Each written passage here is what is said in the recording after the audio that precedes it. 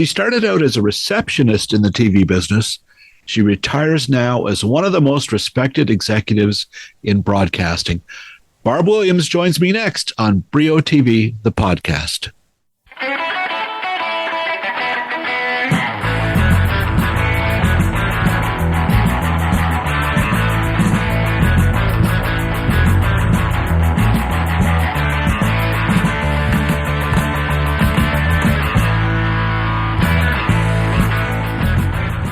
Hi there, everybody. Thanks for joining me today. I'm Bill Brio, and we're going to talk about one of my favorite broadcast executives, people, Barbara Williams. And when it was announced that she was leaving CBC, I was asked in December to say a few words at a press gathering. And I began by saying that of all the top CBC executive retirements I had ever witnessed over the decades, hers was, without question, in my mind, the most recent. And that actually got a laugh. But really, while she earned it, and I'm happy for her, I'm sad to see Barb go. She tolerated my shenanigans as a TV beat reporter for decades, and generally with more good humor than I deserved. She earned the respect of CRTC chairs, fellow broadcast heads, showrunners, writers, even viewers. She leaves behind a legacy of respect and admiration, especially as a role model and mentor. CBC has named former Paramount content licensing head Douglas Smith to take up the public service mandate, and I hope to talk to him here soon as well. Now, he will have to figure out, as Barb did, how to tackle the hardest job in Canadian television. CBC is a place where culture and commerce have to live together, and where the leaders have to be as skilled in politics as in programming. No easy task. My conversation with Barb was recorded in December at the CBC Broadcast Centre in Toronto. I asked, among other things, what surprised her the most about her CBC experience. Here is that conversation. And how long have you been at CBC? This coming spring would have been 7 years. So, yeah, actually longer than I probably thought. Are you surprised that it's gone by so, Very, very, very quickly. When I came, I thought, do 5 years. Yeah. But, it's both been longer and faster than I would have guessed. Yeah. Well, you had a pandemic in the middle, which... There was that. Either sped things or slowed things down. What's it been like, I was amazed because you had this tremendous career at a private network where you were very involved in the business of television and before the CRTC, but with a whole different agenda. And then coming here, this is of all the networks I cover in Canada and the U.S., it's unique, obviously. Were you prepared for how unique it was, or was it surprise you, or is it still a TV network? I thought I was prepared for how different it would be, and it turned out I was somewhat prepared, but not fully. This has been more different and more challenging and more...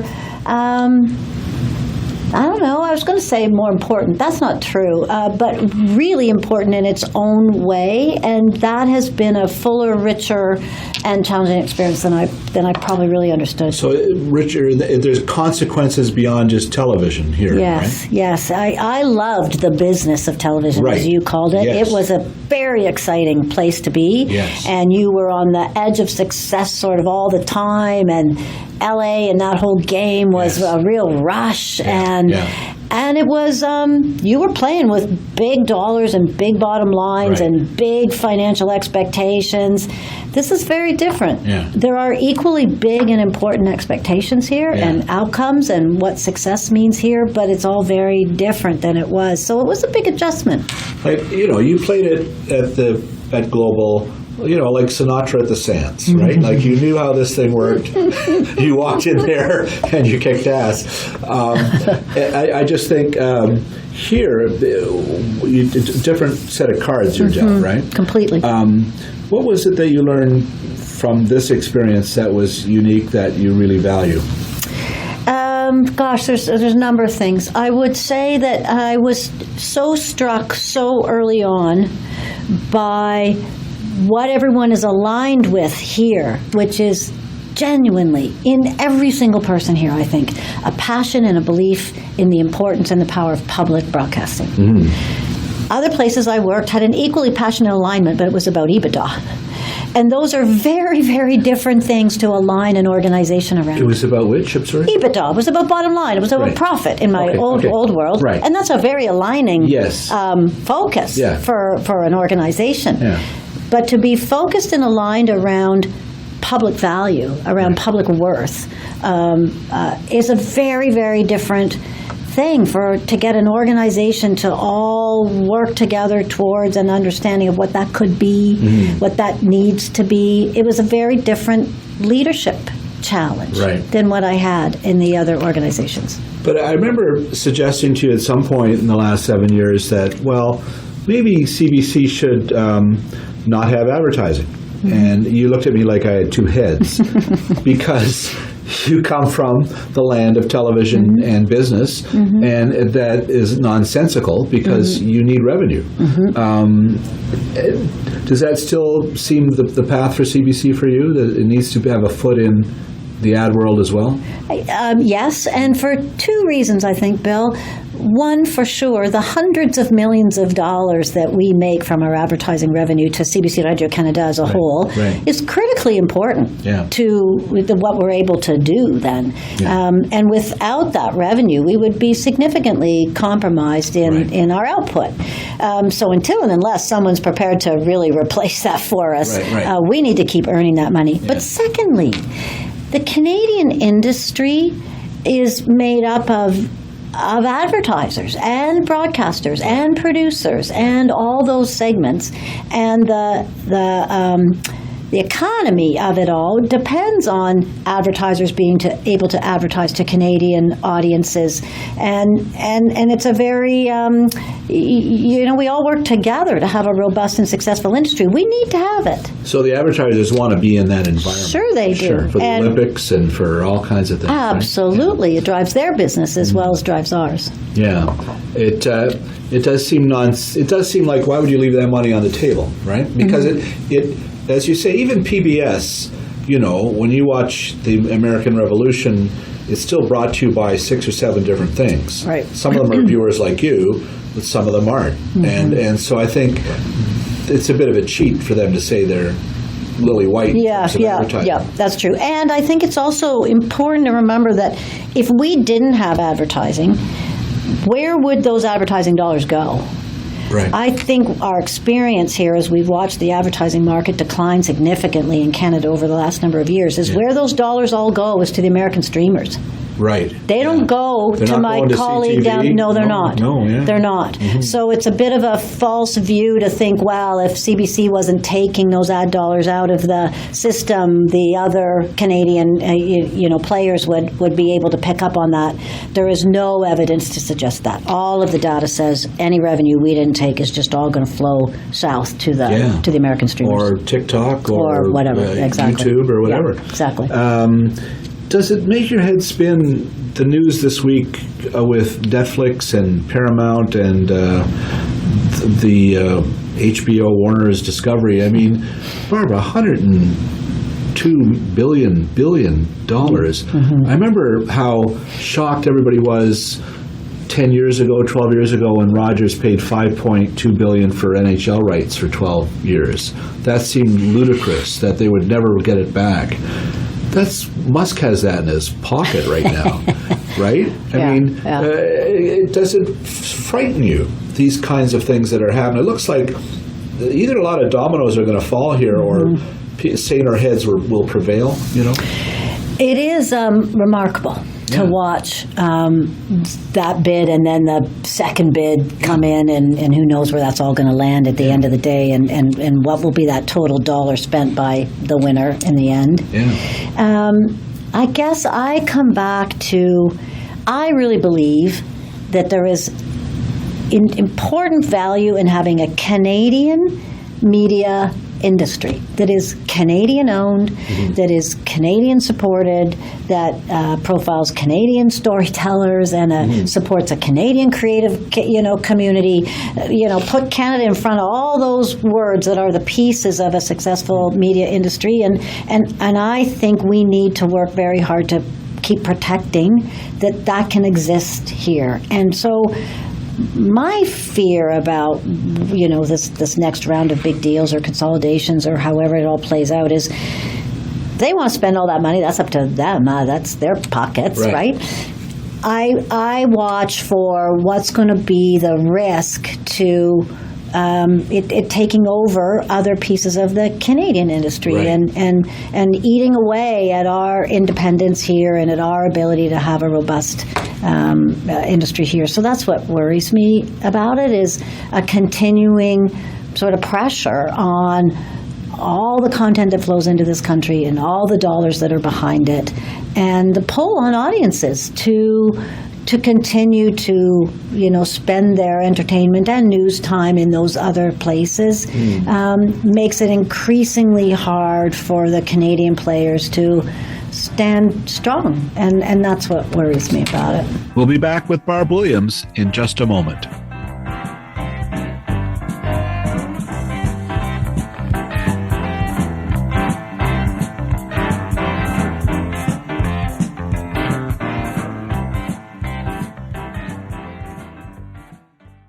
Streaming January 22nd on Paramount Plus. It began on the shores of New Jersey. The calls of Jim, Tan Laundry reverberated north to Canada, where a new type of party animal resides. They move as a herd, migrating to their favorite watering holes, asserting dominance by flexing, grinding, and twerking. Coupling is quick and sometimes in hot tubs. When morning arrives, they do it all over again. Canada Shore, new original series, streaming January 22nd on Paramount Plus.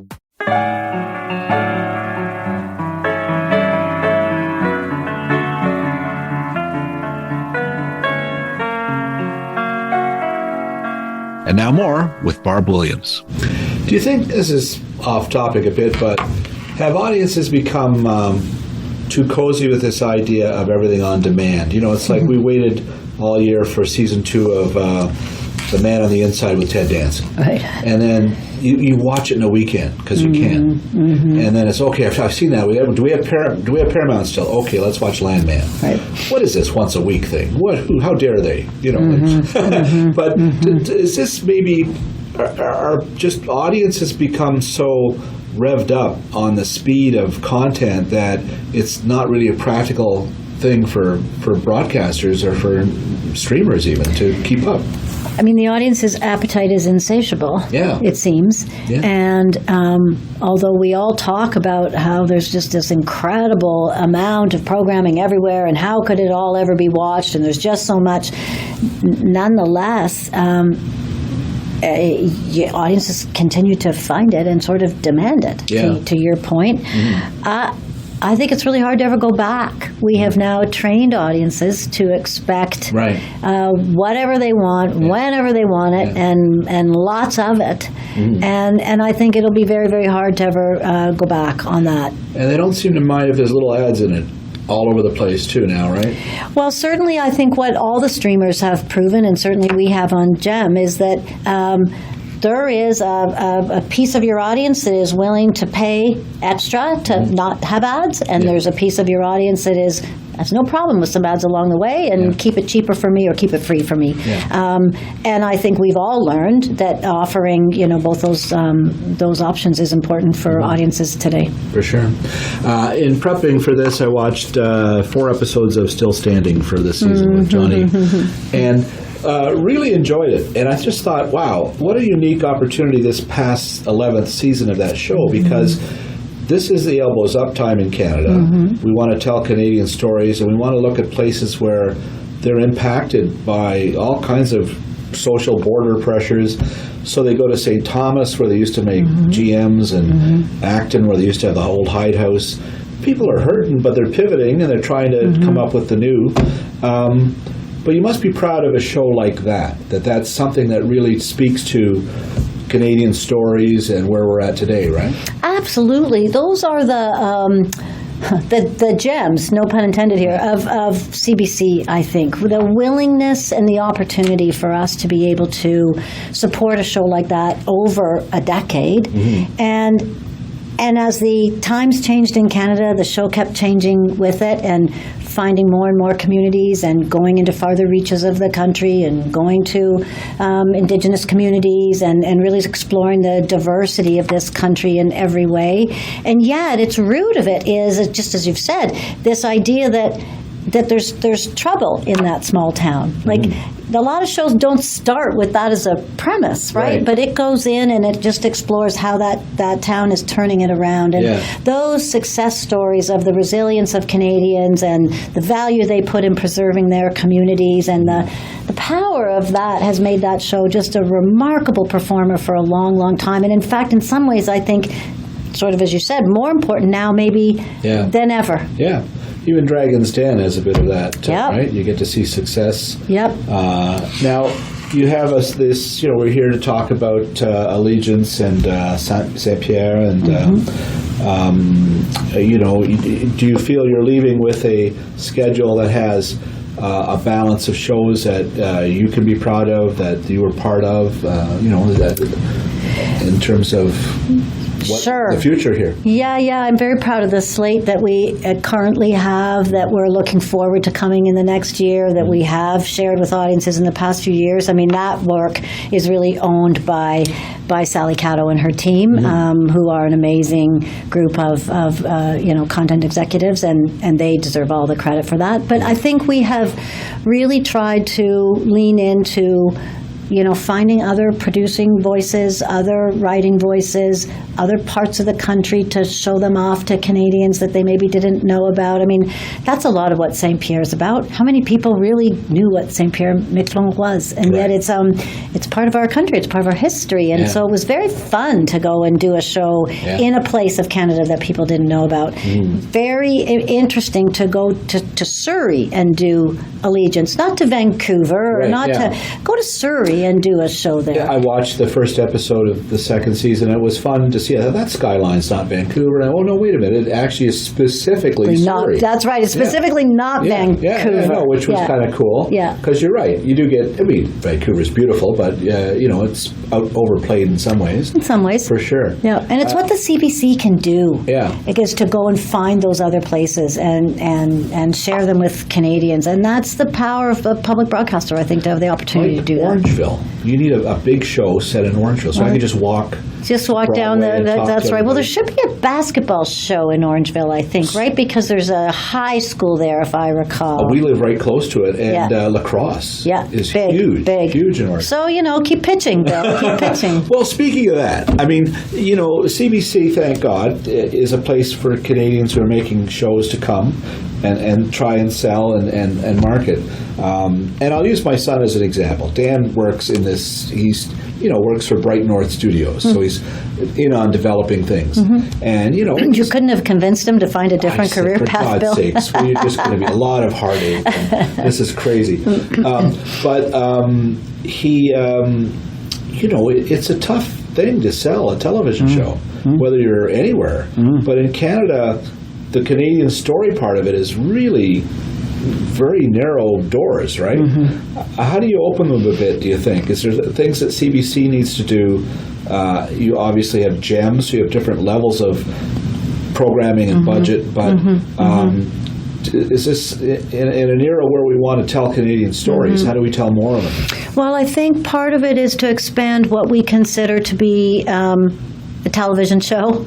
It is to lean into the creator economy, if you will, to be reaching into a different set of creators that think about how to make and tell their stories differently. It's to have a greater variety of formats and lengths of programs. It's to spend, more time thinking about how we reach audiences on social with different kinds of content. I mean, we are uniquely and I think luxuriously positioned to be able to continue to play in the long-form traditional television series, but that is not where audiences are spending all of their time.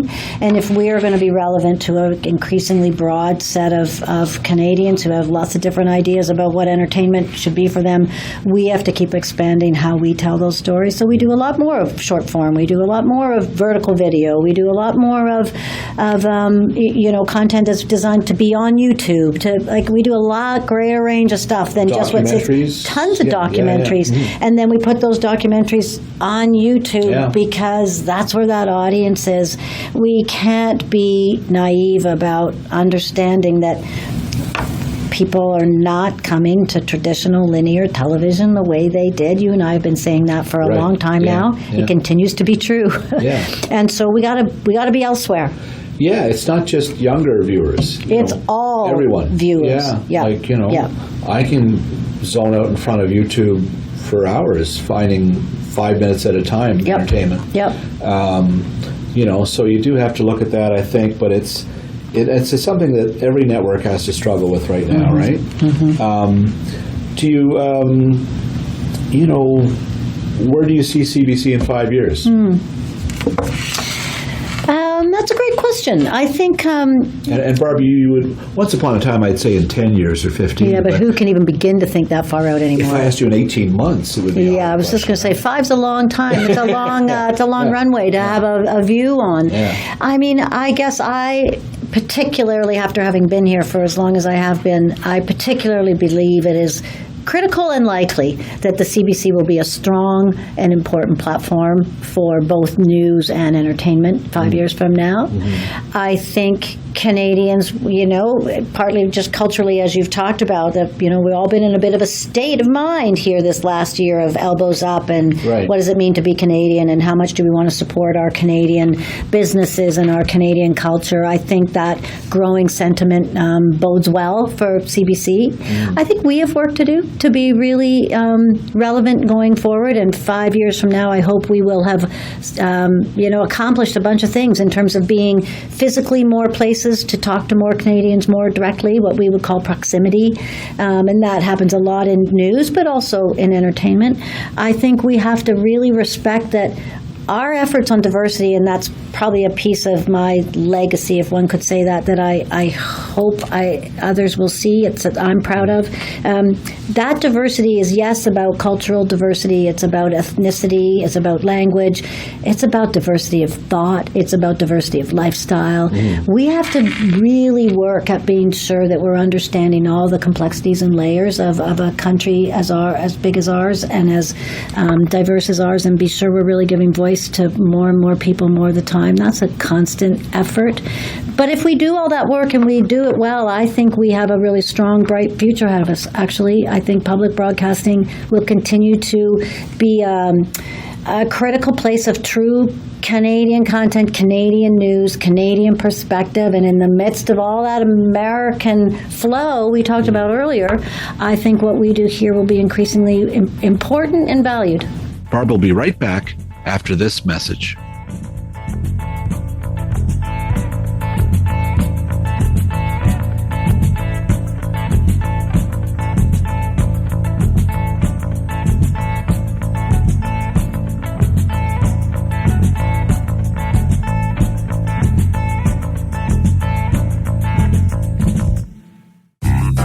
Hey, it's a brand new year. Time once again to speak with Emily Gagne at Hollywood Suite. Emily, what have you got for us this month? Well, we've got a brand new exclusive series. This is the Canadian premiere of Elizabeth Taylor, Rebel Superstar. This is a docu-series about Elizabeth Taylor that's produced by Kim Kardashian. There's a bunch of famous faces in it, but best of all, there's just some great footage of Liz. Wow, one of the great Hollywood screen legends. Interesting, Kim Kardashian presenting Elizabeth Taylor, one diva to another, right? Yes, exactly. So cool. If you're into old Hollywood and new Hollywood, I think this show's for you.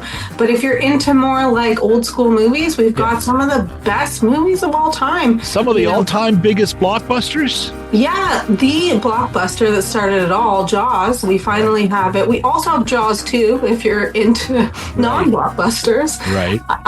And we have one of my favorite movies, the movie that made me fall in love with movies, E.T. We have it finally. When that bicycle went over the moon, you went over with it. Is that what you're saying? Exactly, Bill. Awesome. Exactly. Well, that's a sweet film, and it's a good place to show it. Hollywood Suite coming up this month. Thank you, Emily. Thank you, Bill.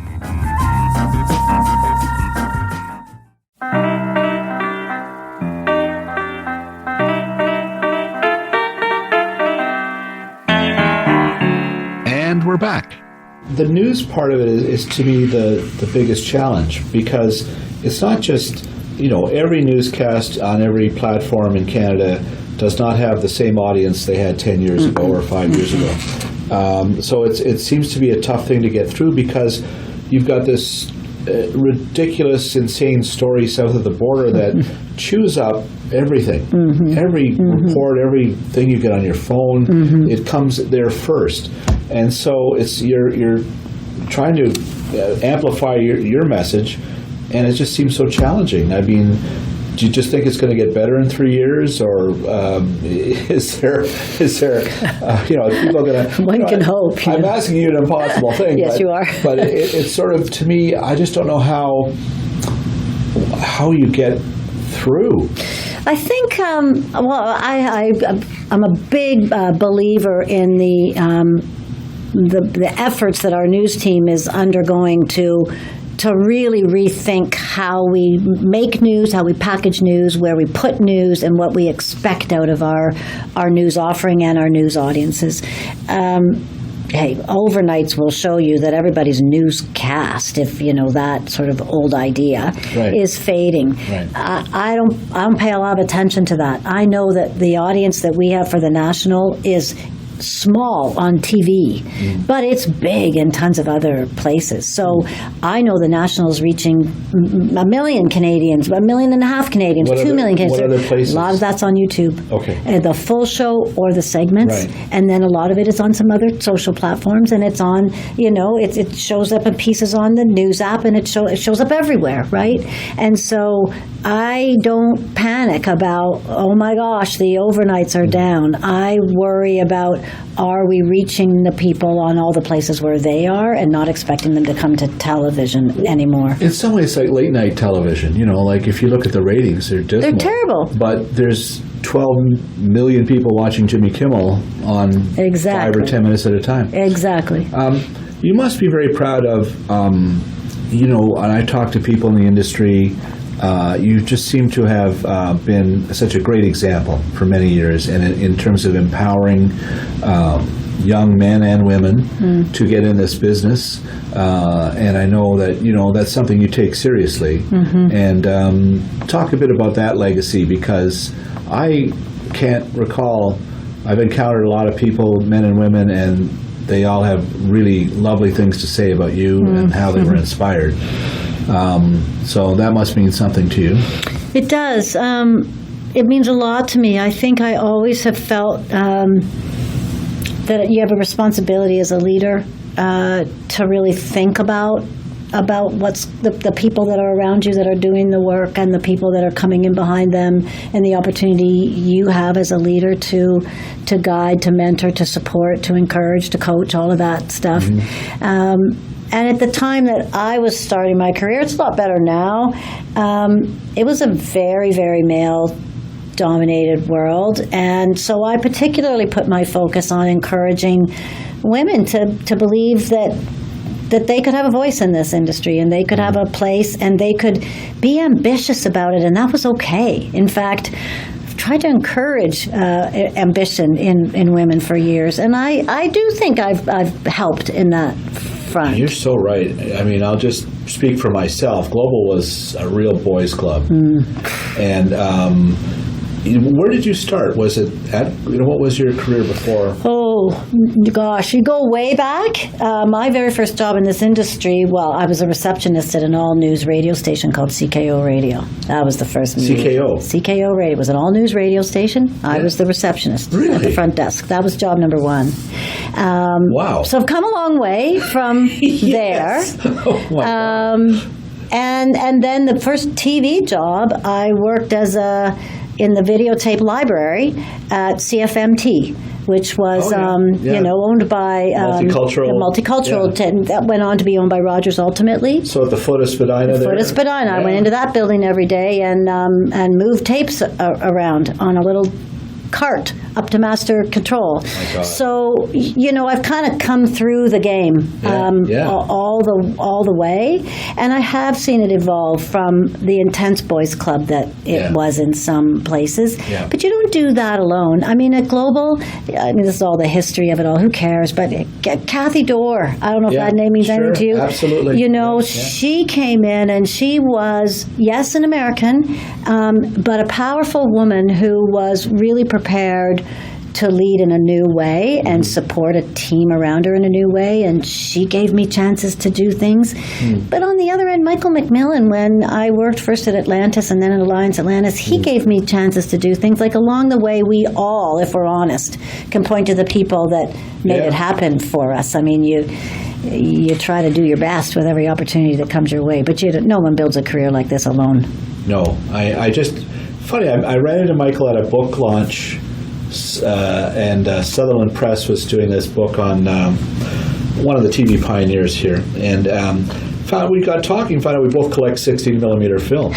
Couldn't believe it. Yeah, that's a funny thing. I have some old Atlantis films, down at home, but he does seem, and look at, he's buying up places left and right. He sure is. He sure is. Yeah. Kind of rebuilding it all over again in some ways. It is exciting. Yeah. But all of that is, the industry that I've lived through has been full of mergers and acquisitions. Yeah. The change has been extraordinary, and I guess I always kept figuring you just do your best work and hope you keep landing on your feet. And I've been really lucky. Doors have kept opening for me, and I kept going through them. Well, you sure have. I can't believe you were the receptionist. How long were you the receptionist? Oh, a good year and a bit, and then I got promoted to work in traffic, which I think my parents thought genuinely was the cars on the street. But we did the commercial planning in the traffic department at CKO Radio, and we did it on big pieces of paper. Wow. Like there were no systems, there were no computers, there were no nothing. We did it in big pieces of paper, and you wrote the name of the advertiser in when the sales guy came in and had done a deal. Like the change that I've had the opportunity to observe and be a part of has been extraordinary, and that's been one of the most amazing things about this career.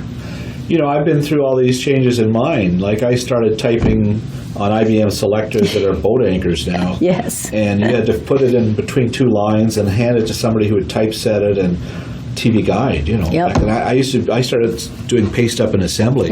There you go. I was waxing the copy on boards. They would put it in the back of a cab to go to Southern Murray, and the sun would hit the back window, and the TV guide would come out, everything's crooked. No. It's my fault.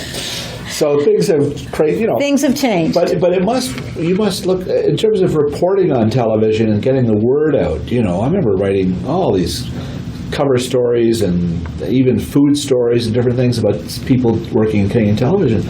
That's all changed to maybe the internet. Do you wonder, is there a system in place that will help spread the word on television like there used to be in the day when newspapers were kind of more... When you guys would write reviews and it would be in the paper every day and people would follow along? Yeah. No, it doesn't work like that anymore. No. You're absolutely right. I mean, I think we are all constantly struggling with this challenge of what we call discovery. What's the discoverability of the content? How does anybody find anything anymore, anywhere? And that's marketing at its simplest, but it's become way more complex than that. You got to be all over all the platforms all the time. You got to be targeting unique audiences. You got to be thinking about who might want that and not assuming everybody might want that. And it's a far more complicated and expensive process now to have your content be discovered. I can only imagine. Yeah. I do podcasts and I post them, And it's like, it really depends the picture I use for the podcast, if anybody will see it at all or will see it a lot. And before Chuck... Well, just on that point, I think what we have all learned is, and I think it's maybe what you were just talking about, the thumbnail, the little picture, and the one-sentence description is how so many viewers are making their decisions all the time now. So, we put a ton of time and effort into thinking about what that little thumbnail's going to be and what that one line's going to be, because it can make or break people clicking and giving it a try. I did a podcast episode, it was an old Out of the Vault one, and it was Hugh Wilson, who was the creator of WKRP in Cincinnati. And I did a little 1-minute hit that would tell you about it, and I used a picture of Jan Smithers from the show. 40,000 views because of her. Because of that picture. And it was all, the comments were all, I love Jan Smithers. No, I love Jan Smithers. No, when you get it right, it really works. It's incredible, really. Yeah. I'm going to ask you quickly then, are there, the answer is I can't choose between my children. But that's the answer. I can already tell you that's the answer. Well, it's not like anybody's going to yell at you now. You're going to be on vacation.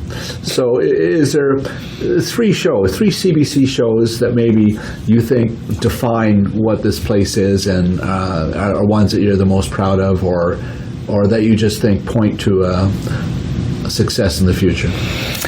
Oh gosh, that is impossible. North of North. Has to be one. A phenomenal program that speaks to everything you and I have been talking about. Speaks to Canada, speaks to what we stand for, what our values are, speaks to a community that hasn't had a big voice necessarily, speaks to the opportunity to give that community to tell their story, their way. And such a fresh face in every sense of the word. Absolutely. Right? For new talents and on camera and behind. So that would have to be on the list for sure. Leaps out, it does leap out. I think wherever we have managed to place a show in a physical place that tells a different piece of Canada, we do better by that. So St. Pierre, as we talked about earlier, but also I would say Son of a Critch, because it tells a piece of Canada's history in a fresh new way with a remarkable talent there. But gosh, there are long-standing shows at CBC that one might have thought would have long worn out their welcome, but I look at 22 minutes.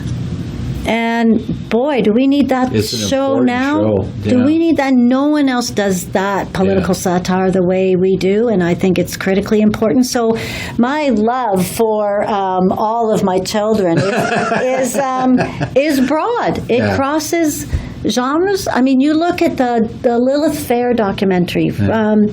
A lot of us, me included, looked at that and said, damn, why didn't I go to that concert?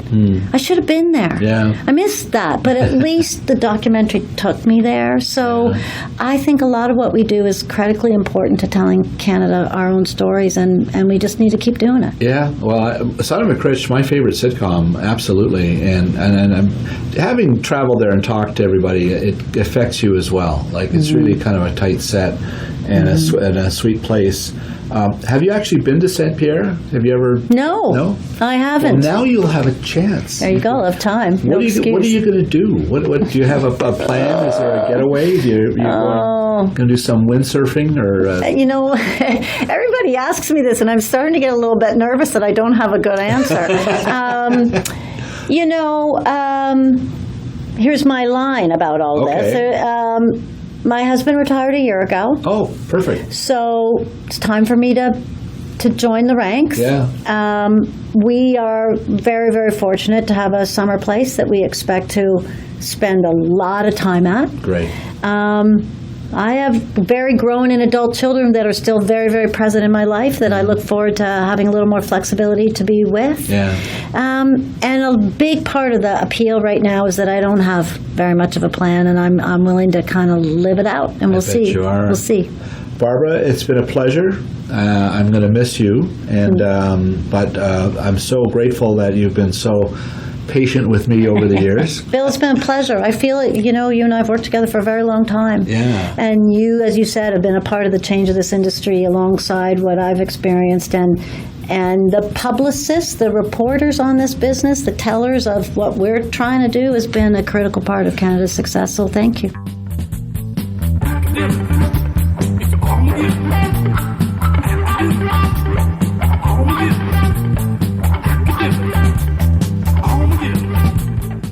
Thanks again to Barb Williams for always being accessible and for inspiring others to ascend to leadership roles in this crazy business of television. She will be missed. Thanks to Chuck Thompson and Catherine Wolfgang and all at CBC Publicity for setting up this interview. Thanks as always to Phil Hong for bringing podcast clarity to even a humble iPhone recording. Kudos as always to BJ Del Conte, Paul Boudra, and Stephen Dudley for the music heard on these episodes. And finally, thanks to you, listener. If you like what you heard, please spread the word. I'm Bill Brio. Thanks for listening.